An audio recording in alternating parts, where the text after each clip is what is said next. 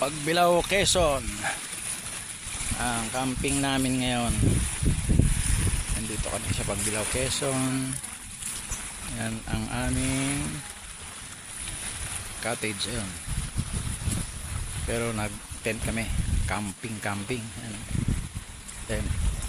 Ayan. Ayan sila.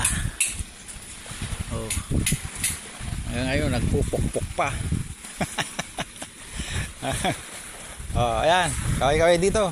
At ipapasa na natin to sa sa GC. Oh, dito. Kaway. Ayan. Set up ng tent. Kanina pa, may isang oras na. Sa amin hinato ang tent namin. 5 seconds nakatayo na. Yan sila, oh. Yan. Ganda rin dito pala. Oh, may net pa yung dagat para hindi makapasok yung jellyfish. Oh, yun oh. Okay. Oh. Mamaya magtagay-tagay, ang sarap ng ang ganda ng puno. Oh, yan oh. Hindi ka mainitan.